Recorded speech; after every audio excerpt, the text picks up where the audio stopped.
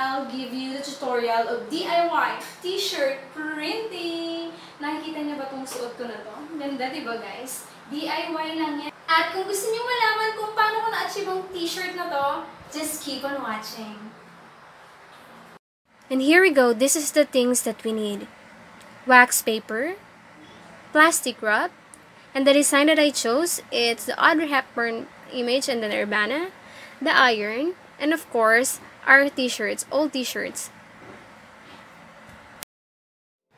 Okay guys, make sure that the plastic wrap don't have any wrinkles. It should be straightened.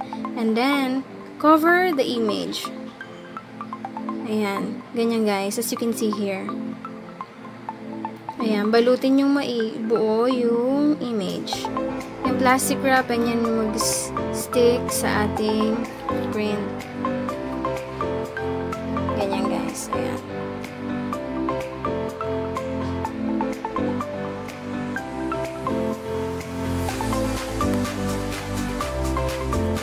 After we cover the entire image, we need to cut the excess plastic guys. Ganyan.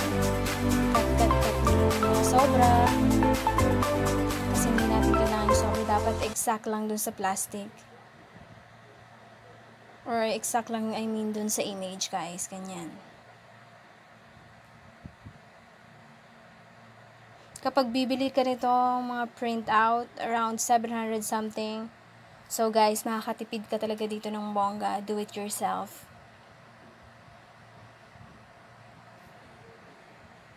Ayan guys, make sure that the plastic cover all your image. Ayan. Pantay-pantayin. Ayan guys.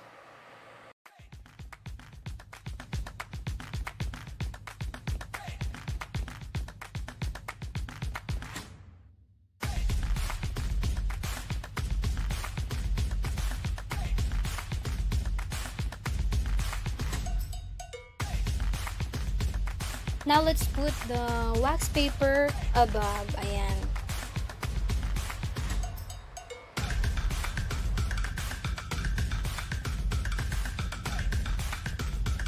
Make sure that your image is in the center of the shirt so it looks good. And then, set your flat iron into medium heat. Then, just iron it until it sticks.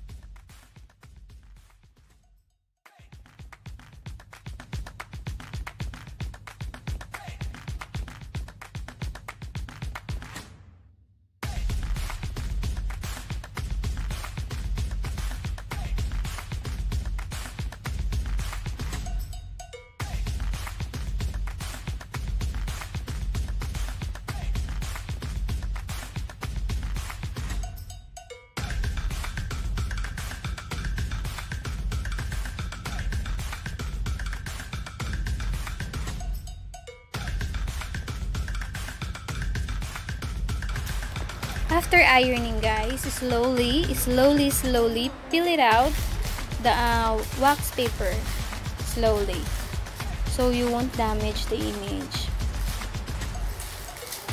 There we go. That one. Yes. Go girl. And now Audrey Hepburn image is revealing.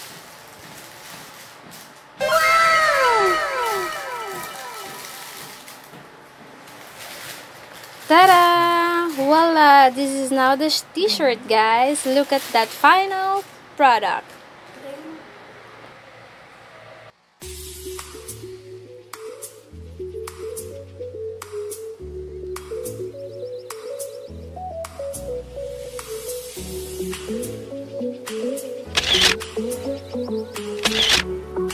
And this is the other image that we made, the Nirvana print out. Look at that. And this is now the finished product of our DIY t-shirt printing using flat iron. You can do it at home, and I hope you guys learned something from me. Thank you for watching. Until our next video. Bye guys! Remember, your uniqueness is your magic. Bye!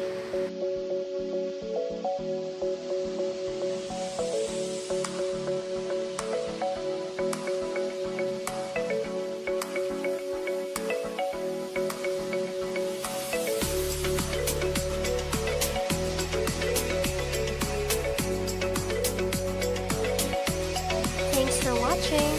Don't forget to like and subscribe.